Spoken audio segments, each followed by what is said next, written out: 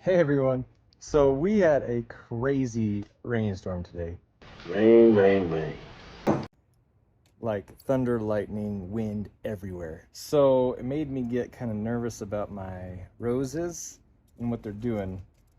I've got climbing roses here, and when I came out, they were hanging out pretty bad. So I just want to make sure that they're not going to break.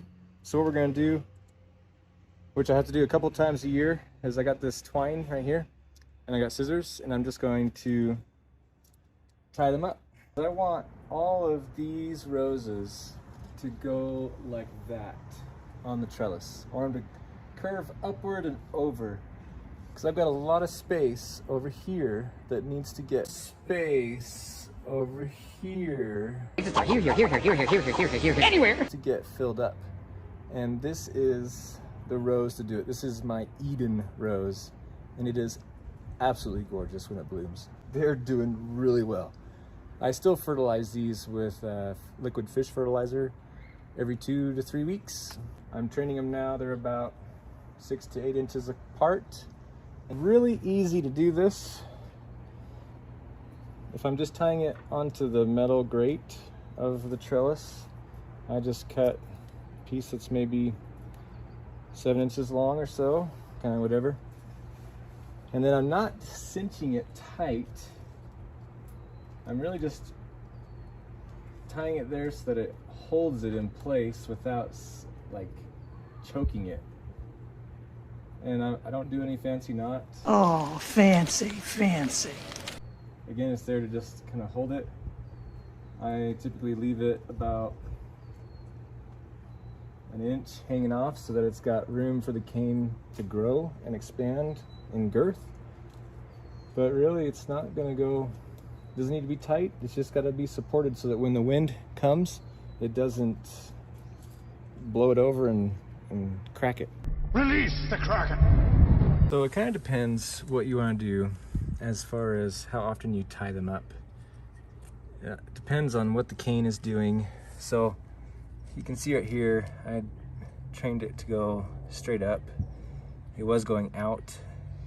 So I tied it right there. Then I tied it again up here. And the cane was strong enough that I did not need to tie it again.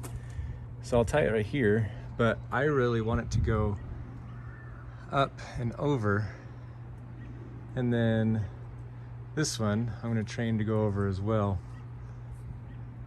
So it doesn't need a ton of twine. Now this one right here, you can see it's doing amazing, but it's starting to crowd out my other cane that's already turning. So I'm gonna start training it to go this way up the trellis. So we've got a little bit of a rat's nest in here. Lots of little canes coming off of main canes, which aren't helping at all. There's a difference between a cane that's gonna produce a rose and a cane that's going to just produce another cane. Kind of sucker cane here. Just gonna clip it off because it's growing out instead of producing buds.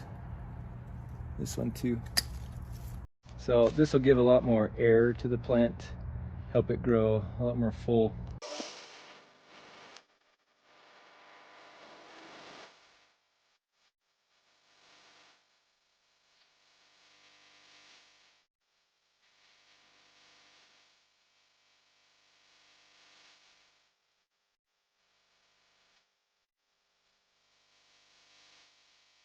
It breaks my heart to do that, but today I had to cut off quite a few canes that were 4 or 5 feet long. Now this plant has a lot more air to breathe. This is the fish fertilizer that I use for my roses. You use a half a cup, you mix it in with a gallon of water, and you distribute that over 2 plants. And I put it on my plants at the roots once every 2 to 3 weeks. But put on your mask when you use it because it reeks. Stinky?